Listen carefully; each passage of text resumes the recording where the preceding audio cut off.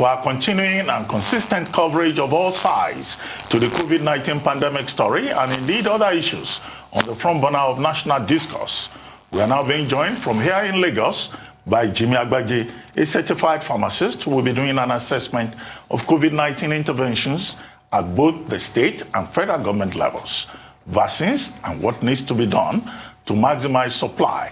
And finally, we'll try to rub minds with him on the build-up to the 2023 general election, the impact of COVID-19 on the economy, as well as President Buhari's scorecard on security, the economy, and the anti-corruption crusade. Good morning, Mr. Agbaje, and thank you for joining us on The Morning Show. You're welcome to the program. Good morning, Ruben. Good morning, Adeswa, Rufai. Compliments of the season. Same to you. Good morning. Good to have you on the program on this special day. Quickly, let's start with COVID-19, which is something that has been a major subject in the year. What's your assessment of what the Nigerian government is doing so far in the face of this report that a second wave has been even observed here in Nigeria? The numbers keep going up. And what steps do you think the Nigerian government needs to take now that we have so many vaccine candidates out there and we're just being told that we are relying on the COVAX facility?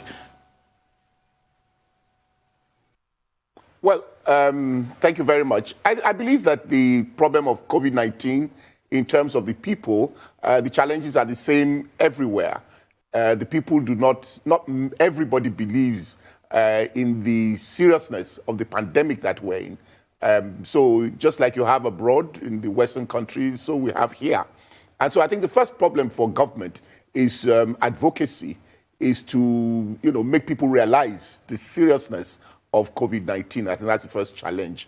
In terms of how they have managed it, they've managed it as best as they can because, like I said, it's more about advocacy. It's more about the non-pharmaceutical interventions that will help us, especially with our weak health systems.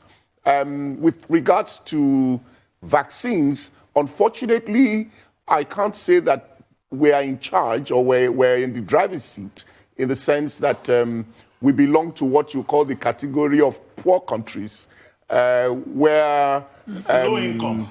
You have Gavi, well, if you prefer low income, I'll take low income. But I think we're in that category where some people are taking care of us, where people are negotiating on our behalf as to how much we can get free and how much we can pay at reduced prices. That's the category we are.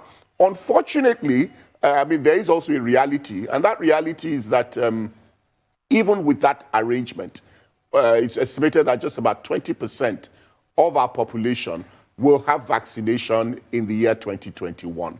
So if we take that average, you're looking at a situation where if we have 200 million, we're not going to get more than about 30, 40 million people that will be vaccinated in the year 2021. And that means that we have to go back to the non-pharmaceutical intervention, the social distancing, hygiene, and all. That's going to be what we have, our strength. And that's the reality that we are in at the moment. Well, let's talk about Lagos in particular, because you have vied to become the governor of the state several times. So you could have been the governor at a time like this during the pandemic. And I want to know what your assessment of the handling of the virus has been by the state government and what you would have done differently to curb the virus. With the increasing numbers in a second wave, the state government is saying there will be no lockdown. We cannot afford another lockdown. Do you agree? Oh, yeah. All over the world, nobody's ready for a lockdown. I think we have to look at the first lockdown. The way I try to explain it to people is that you had an enemy, a monster coming to you. You didn't have an answer. You didn't know how to respond. The first thing you do is you run back into your house, and it's like this monster. And then when you get into the house, you stay a while, and you say, okay, now I'm prepared to fight this monster. And I think that's what we had in the first lockdown. So nobody is going to say, lock everything down. In any case, our experience has shown that we cannot afford a lockdown, especially with the experience of, we don't even have any more palliatives in the warehouse. I'm sure there's donor fatigue. I'm definitely not going to say we have a lockdown. What we should have is to manage what we have, is to try and convince Lagosians that, look, our best way forward is the non-pharmaceutical intervention, and that's very, very, very important. All right. Thank you so much for that, Ms. Jimi Agbaje there. So Nigeria is a low-medium income country. But moving away from that now, I want to ask you critically about vaccines. You're a pharmacist yourself. Correct me if I'm wrong. You've got a pharmaceutical drug manufacturing outfit. I would have thought that people like you will be able to make vaccines, owing to the fact that, one, that there are vaccine candidates in the country. I've spoken to a couple of doctors. They've said, they've identified some possible vaccine candidates, but the problem is the investment, to bring it to table, as it were, as regards the vials of vaccines and things like that. Nigeria that wants to, punch very high among the Committee of Nations and show it's a great nation itself. Somebody will have thought that scientific advancement should be part of it. Somebody will have thought that, we should by now be able to produce vaccines. Because I'll give you an instance. Most of this Pfizer biotech vaccine is produced in Belgium. I'm not sure Belgium has the size of GDP or as Nigeria. Maybe even if it's going to be bigger, maybe a couple of hundreds of billions bigger. Somebody would have thought that with the economy as big, the biggest in Africa, like IMF just reiterated recently, why is it that we can't just churn out our vaccine with various vaccine candidates, owing to the fact that we did the genome sequencing of the virus itself first in Africa that was sent to other parts of the world? What are the constraints? Well, first, let me go on to this low-income and poor country. I'm not sure Nigeria is a low-income country. It's a poor country. No, I meant that as a joke. We make a lot of money from oil. It was meant to be a joke. I was just joking. No, because Rufai is pushing it again. No, I told you I was joking. Rufai is pushing it again, and that's why I said we're poor. But coming back to the main point, you have to appreciate that in our own part of the world, vaccines are normally managed by government, and therefore, whoever wants to go into manufacturing of vaccines must have a measure of understanding of a working relationship with government. That's number one. And if we go back, and that's why you have to give credit to Bill Gates, Bill and Melinda Foundation. The developed countries, vaccines production had gone down very, very low because they didn't really need it. Even where they needed it, many people did not believe in it. They have relatively good hygiene, good environments and all. And so, but the developing countries needed it more. And our people were dying from preventable diseases. And that's where the likes of Bill Gates and his wife worked with WHO and put in a lot of money in bringing about a resurgence of vaccines production. And that's where you had polio and all the other vaccines. And that's how we got vaccines coming back. And of course, a lot of these vaccines were being produced from India and some of the East Asian countries. Now, we stopped producing vaccines in Nigeria for reasons that, for the usual, call it reasons, and that's what you had. So what you now have is a situation where government has been trying to work with one of the pharmaceutical companies in Nigeria, one of the big pharmaceutical countries in Nigeria, to produce vaccines. I'm not sure that is yet on board. But having said that, what you have is there's a new task force on this COVID-19 in terms of vaccines and vaccines production, where you are one of the terms of reference is the possibility of producing some of these COVID-19 vaccines. How far that will work, well, time will tell.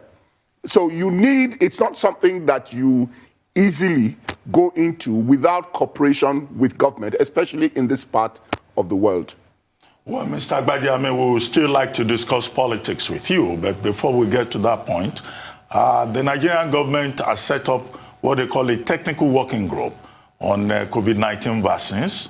And we had Dr. E. Kwazu here. He says that they're doing a lot.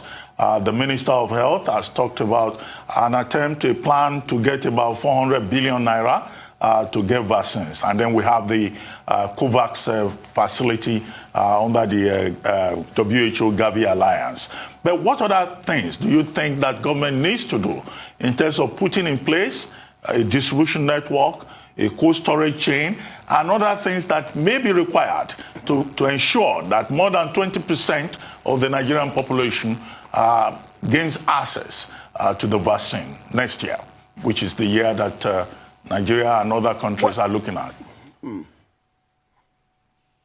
Well, I think we have an advantage in the sense that we've gone, I mean, Nigeria has done a lot of immunization exercises. So we still have what is left of that structure that we can, kind of rev, into action, which is different from the developed countries. I mean, if you look at America today, they have distributed, some 11 million vaccines. But they've only been able to put into the shoulder about 2 million because they don't have that the experience of that we have. I'm sure that if we get vaccines, we should be able to use the framework, the structure that we have built over the years in terms of in immunization to do that. So for me, it's to rev that up again, is to put that back in shape, what we already have, and should be able to build on. Because at that time, everybody, all hands were on deck. Pharmacists were put in terms of were put on on the field to immunize, just like you had the health workers, other health workers. We had the cold chain, which we're going to need for COVID-19. We had all that, and so it's to put that back in place. I think that's very important. I think there's also something else that we need to be more strict with those that are breaking the rules. There have to be sanctions because it's not so much protecting themselves, it's protecting others. And I think that's very important. Well, the plot of an Igbo presidency for 2023 is thickening. And the two major political parties have not yet decided what their zoning formula will be this time around. But I'd like to talk about Lagos politics for a bit, if you don't mind. Coming on the heels of the Edo State governorship election and the #EndSARS protest, the Lagos East senatorial election was a referendum, so to say, on the popularity of political parties. And it would seem that the APC still holds a very strong sway with over 80,000 votes to your party's candidates of 11,000. Why is it so difficult for the PDP to make any inroads in Lagos? And I think that the question on the minds of a lot of people is, should the PDP still be taken seriously as an opposition party in Lagos? Well, if you talk about the Lagos East elections, I'm not sure that it was a referendum on the APC or the PDP. In fact, if you used it as a referendum, I think you had a turnout of about 9%. It's a referendum on whether our democracy is working. It's a referendum on whether our people in Lagos believe that their votes count. If you have a low turnout, as low as 9%, then there is a problem somewhere. If you looked at the last governorship elections, for example, in Lagos, the turnout was 18%. That was the worst in the country, in all the states of the country. In a state where we had the highest number on the voters register, you had only 18% of the people that came out to vote. And so you can argue that people didn't come out to vote for different reasons. Don't forget, you have violence, you have intimidation. But more importantly is that they feel their votes won't count. Maybe they're not totally happy with what's going on. And, we can go on and on. So it's not so much about the PDP or about the ruling party. It's that the political class is living in its own world at this point in time in our country. And it's time for us to, step back and take a cue from countries that have gone through this process and have, at some point in time, told themselves that we can't sustain this. Those who put up the Constitution of the United States, it was the same problem that we're having that they had. They were the bad guys. And at some point, they sat down and said, our country can no longer go like this. And I think it's time for the political class in our country to sit down and say, you know what? We are not helping our people. and sometime it's going to consume all of us. And I think that's really the challenge before the political class. So for Lagos, like I said, the turnout, voters' turnout, speaks volumes. 9%. That's not democracy. We're talking about majority. We're talking about majority of the people coming out to vote. If 9% vote for you, then you can't say that you're really running a democracy in the right sense. Ghana just did its election, had its elections. They had 70% turnout. 70%. We had 18%, like I said, at the 2019 general elections. The last one was 9%. And again, if you look at it, every election, the percentage has fallen each general election. And that's why I said it's time for the political class to sit down and say, we've got to do something right for a change. All right, thank you so much for that. We'll come back after this quick commercial break and we'll have more questions for you, so stay with us.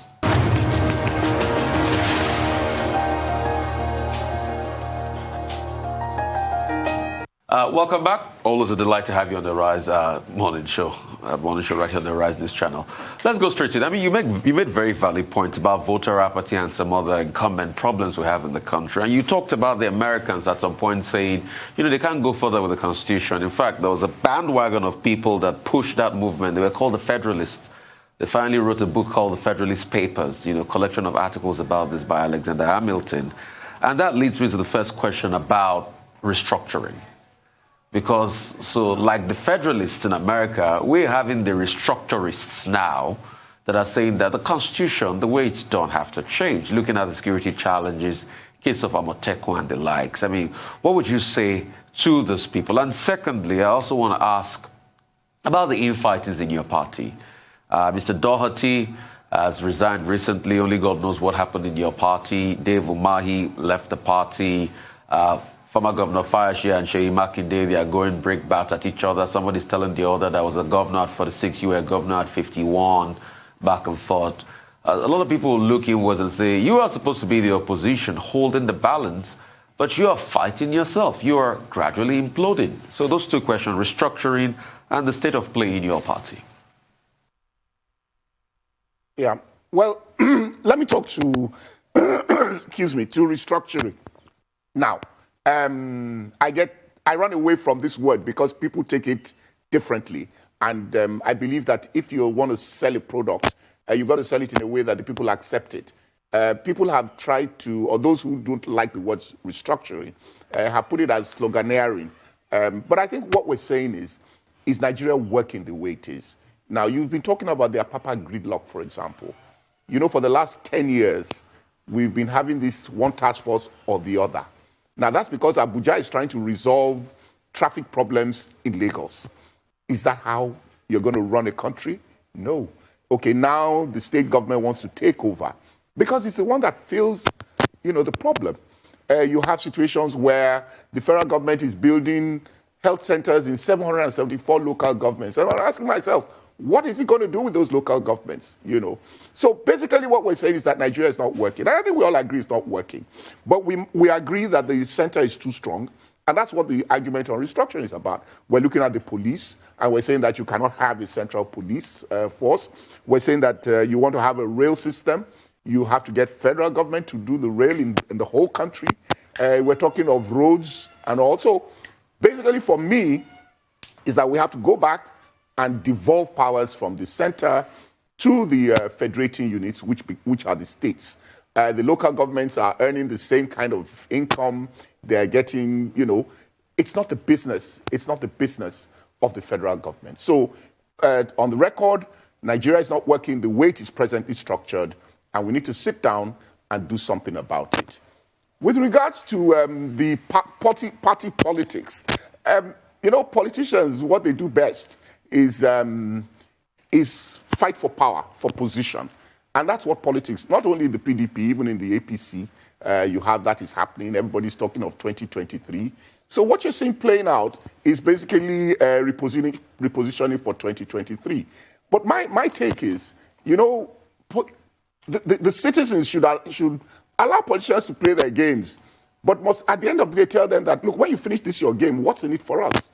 And I think that's the most important thing, that the citizenry needs to be more assertive in what it expects from the political class.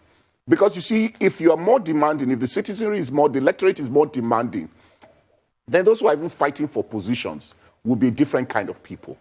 Because at the end of the day, you know that the game must change. But you can't stop people from fighting for positions. What you have played out there in both parties is a game of repositioning, so to say, angling for power, which is what politicians play. We should allow them play once they're not. What it's going to be to make governance better, and I think that's where the citizenry is failing. That they seem to enjoy it as an entertainment show, but are not telling the politicians that, you know, all these things you are doing, that's not our business. What we're concerned about is how are you going to clear Apapa traffic? You know, how are you going to clear Lagos traffic? That's it. What have you done? Who are those are you putting in place? What are you going to do about the local government elections? Are the people going to come out to vote and vote properly and insist that their votes count? And, you know, you must give credit to the young ones who did the NSAS protest. You know, I keep saying they've said something and they've done something. So those are the kind of things we need to begin to do and allow the politicians to play their games. Well, Mr. Agbaje, talking about politicians playing their games, it's good you mentioned the 2023 general elections. Now, I guess many of our viewers would like to know, will you run again as a gubernatorial candidate in 2023? And what are you going to do different this time around so that people don't say, oh, Mr. Agbaje is running again. Will he win this time? But I don't want you to say it's too early in the day, because that was what you said the last time I asked you that question before the 2019 elections. Ruben, since this is coming from you, I can give you a counter punch and ask you whether you are going to run again. No, well, again, like I said, you allow politicians to play their game. Let me put it like this, and the way I like to answer it is this. Am I still in politics? Yes, I remain in politics. My running for office had nothing to do with running at all costs. So what role I will play is still very unclear, but definitely I believe that I have a role to play in politics of our country. I believe I have a role to play in politics of Lagos State. In what capacity, I believe time and events will tell. But I'm not going to stand here and tell you that Jimi Agbaje is running for governor. No, I'm not going to say that, because it's not even on the table. And in any case, you've got to get the parties in proper shape to be able to run any elections. And I'm not sure that parties are in the right shape. Well, thank you very much, Mr. Jimi Agbaje, for joining us on the morning show, and we wish you the best of the year 2021. Thank you very much indeed.